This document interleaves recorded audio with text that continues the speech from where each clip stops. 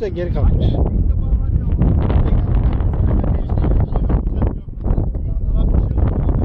Oh be. Yanlış havada güneşleniyor birisi ama. Oğlum otobana gittin lan. He. Geri geliyorum.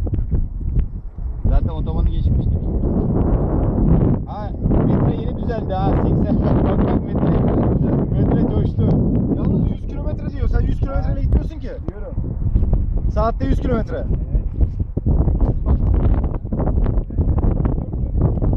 Hava açınca düzelmiştir. Evet, şu anda